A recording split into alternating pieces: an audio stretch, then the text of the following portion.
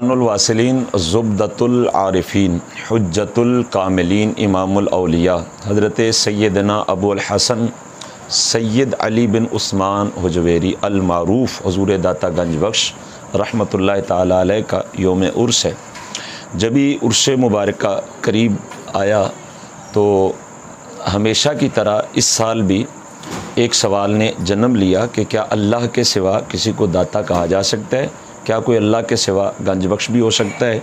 یہاں تک بھی ہم نے اس سوال میں شدت دیکھی کہ لوگ یہ فتویٰ صادر کرتے ہوئے نظر آ رہے ہیں کہ اگر اللہ کے علاوہ کسی نے کسی کو داتا کہہ دیا، گنج بخش کہہ دیا، مولا کہہ دیا تو یہ کہنے والا مشرک ہو جائے گا۔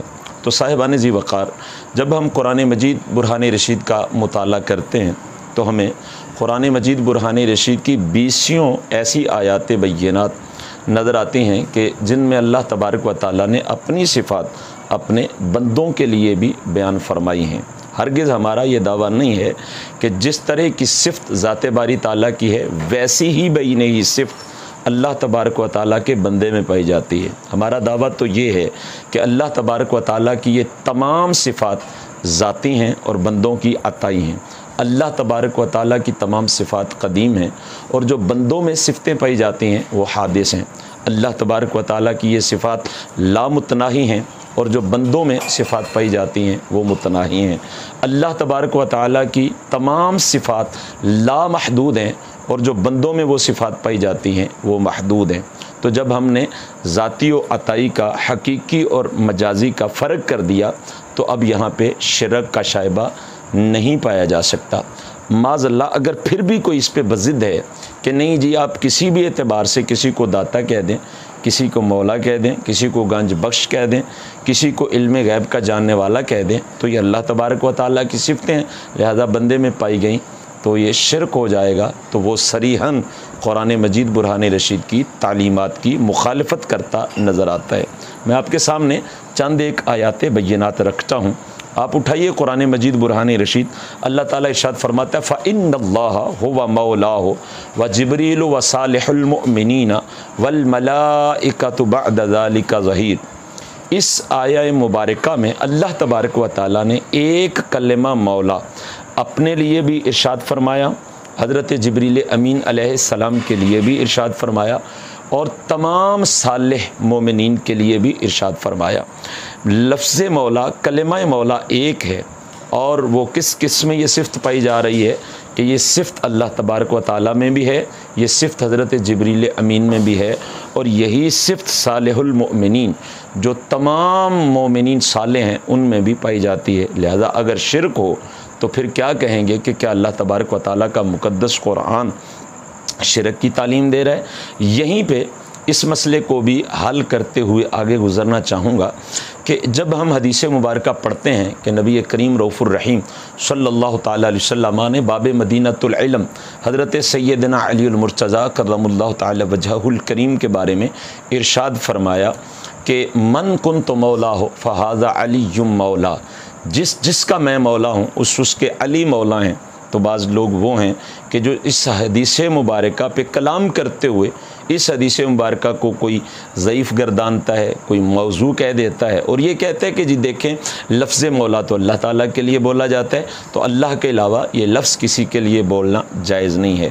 مگر قرآن مجید برہان رشید کی جو آیہ مبارکہ بندہ نچیز نے آپ کے سامنے بیان کی ہے اس میں اللہ تبارک و تعالیٰ نے کلمہ مولا اپنے لیے بھی استعمال فرمایا ہے اور جبریل کے لیے بھی اور صالح مومنین کے لیے بھی استعمال فرمایا ہے۔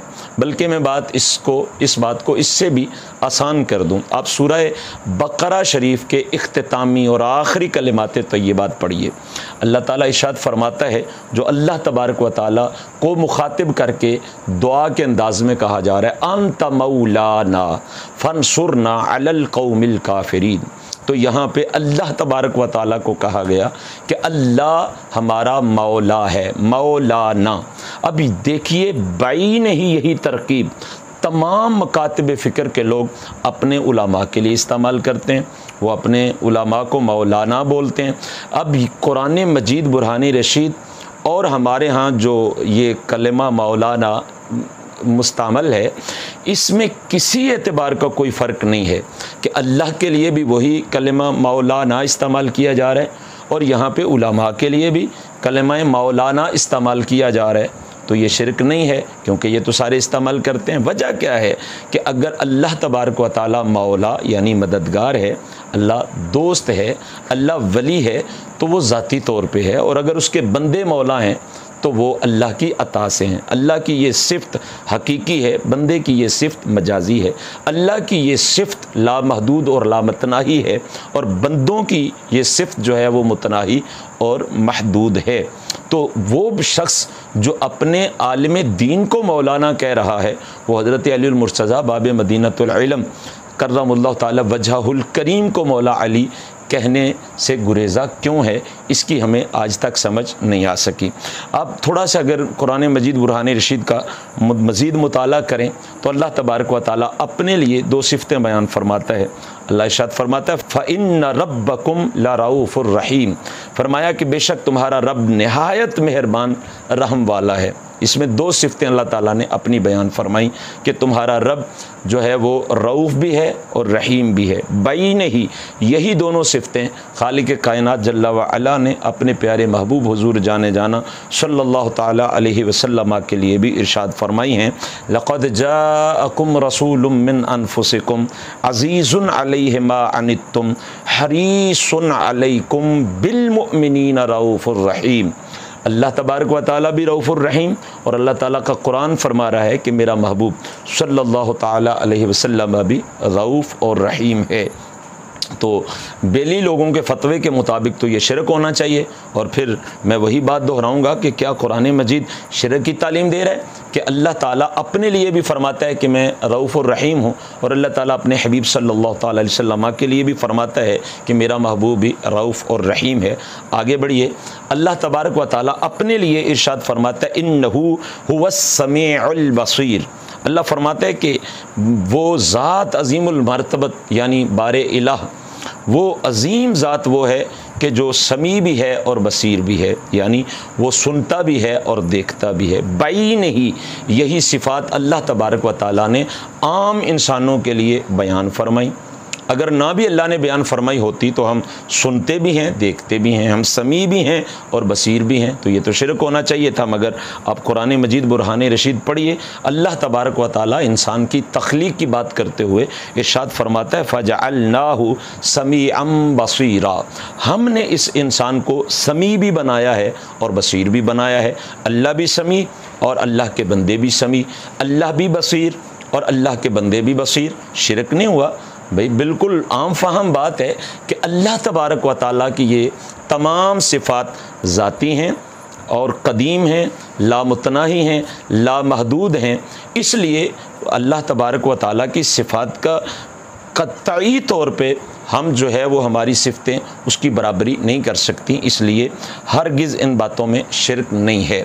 قرآن مجید برہان رشید اللہ تبارک و تعالیٰ نے نازل کیا، اور اللہ تعالیٰ ارشاد فرماتا ہے انا نحن نزلنا الذکر وانا لہ لحافظون، کہ ہم نے ہی اس قرآن پاک کو نازل کیا ہے، اس ذکر کو نازل کیا ہے، اور ہم ہی اس کے حافظ ہیں، ہم ہی اس کی حفاظت کرنے والے ہیں۔ تو صاحبان ذی وقار، قرآن مجید برہان رشید کی اس آیہ کریمہ سے تو یہ پتہ چل رہا ہے کہ اللہ ہی قرآن پاک کا حافظ ہے، مگر آج ہمارے بچے بھی حافظ ہیں۔ آج جو اعتراض کرنے والے ہیں وہ بھی اپنے نام سے پہلے حافظ قرآن لکھنے میں فرق محسوس کرتے ہیں۔ جو یہ فتویٰ دیتے ہیں کہ اللہ بھی مولا اور علی بھی مولا، تو یہ تو شرک ہو گیا۔ اللہ بھی داتا، علی حجویری بھی داتا، تو یہ شرک ہو گیا۔ اللہ بھی گنج بخش، علی حجویری بھی گنج بخش، یہ تو شرک ہو گیا۔ وہ خود اپنے نام کے ساتھ بھی حافظ ہوں تو حافظ لگاتے ہیں، ان کے بچے حافظ ہوں تو حافظ لگاتے ہیں۔ بھئی رب کا قرآن تو فرما رہا ہے کہ حافظ صرف اللہ ہے، تو آپ کس طرح حافظ ہو گئے؟ تو اس کا بھی وہی جواب ہے کہ ہم اللہ تبارک و تعالیٰ ذاتی طور پہ قرآن پاک کا حافظ ہے، محافظ ہے، حفاظت کرنے والا ہے، اور ہم ہمارے بچے اللہ تعالیٰ کی عطا سے اس قرآن مجید برہان رشید کے حافظ ہیں، اس لیے شرک نہیں ہے۔ میں بات کو ختم کر رہا ہوں تاکہ زیادہ بات لمبی نہ ہو جائے، وگرنہ قرآن پاک کی 70-72 آیات ایسی ہیں کہ اللہ تعالیٰ نے اپنی صفات کو اپنے بندوں میں بیان فرمایا ہے۔ اختتام کرتے ہوئے میں میں ایک بڑی آسان سی مثال دینا چاہتا ہوں. اللہ تبارک و تعالیٰ بھی حیٌ یعنی زندہ ہے، اور میں آپ سے کلام کر رہا ہوں، میں بھی زندہ ہوں. آپ سن رہے ہیں تو آپ بھی زندہ ہیں. تو اب کیا کریں؟ یہ شرک ہو گیا. تو اس کا مطلب ہے پوری دنیا کو مر جانا چاہیے، ختم ہو جانا چاہیے، کیونکہ اللہ کی صفت ہم میں آ رہی ہے کہ ہم زندہ ہیں. تو یہ تو شرک ہو جائے گا. تو اللہ تبارک و تعالی بھی زندہ، حی، اور ہم بھی حی. شرک نہیں ہوا. میں نے فرق آپ کو 2-3 مرتبہ عرض کر دیے کہ اللہ تعالیٰ کی یہ تمام صفات ذاتی ہیں اور مخلوق کی عطائی ہیں. اللہ تبارک و تعالیٰ کی یہ تمام صفات حقیقی ہیں اور مخلوق کی مجازی ہیں. اللہ تبارک و تعالیٰ کی یہ تمام صفات قدیم ہیں اور مخلوق کی حادث ہیں. اور اللہ تبارک و تعالیٰ کی یہ تمام صفات لامحدود اور لامتناہی ہیں، اور مخلوق کی یہ تمام صفات محدود اور متناہی ہیں. اس لیے اس میں شرک کا شائبہ نہیں ہے. جب ہم کہتے ہیں داتا علی حجویری، تو ہمارا یہ یقین ہے، ایمان ہے، ایقان ہے کہ حقیقی طور پہ دینے والا اللہ ہی ہے، مگر اللہ کی عطا سے علی حجویری بھی داتا ہیں. جب ہم گنج بخش کہتے ہیں تو ہمارا یہ عقیدہ ہے کہ حقیقی طور پہ گنج بخش اللہ ہی ہے، مگر اللہ تبارک و تعالیٰ کی عطا سے اللہ کا بندہ بھی گنج بخش ہو سکتا ہے. اللہ تعالیٰ ہی حقیقی طور پہ مولا ہے، مگر حضور فرما رہے ہیں میں بھی مولا ہوں، علی بھی مولا ہیں، اللہ کا قرآن فرما رہا ہے میں بھی مولا ہوں، جبریل بھی مولا ہیں، اور صالح مومنین بھی مولا ہیں. لہذا شرک نہیں ہے، کیونکہ اللہ کی یہ صفات ذاتی ہیں اور تمام مخلوقات کی یہ صفات جو ہیں وہ عطائی ہیں، یعنی اللہ کی عطا سے ہیں. اسی طرح باقی مسائل بھی حل ہو جاتے ہیں کہ اگر ہم آقا و مولا صلی اللہ تعالیٰ علیہ وسلم کو علم غیب کا جاننے والا کہتے ہیں تو شرک نہیں، اس لیے کہ اللہ تبارک و تعالیٰ علم غیب کو جاننے والا حقیقی طور پہ ہے اور اس کی یہ صفت قدیم ہے، مگر محبوب کریم صلی اللہ تعالیٰ علیہ وسلم کی یہ صفت اللہ کی عطا سے ہے اور آپ کی صفت یہ حادث ہے. لہذا اس میں شرک کا کوئی شائبہ نہیں ہے. اسی لیے سلطان العارفین حضرت خواجہ معین الدین چشتی اجمیری رحمۃ اللہ تعالی علیہ نے آپ کے قدموں میں بیٹھ کے 40 روزہ چلہ کشی کرنے کے بعد کہا تھا کہ گنج بخش فیض عالم، مظہر نور خدا، ناقصاں را پیر کامل، کامل آراں رہنما.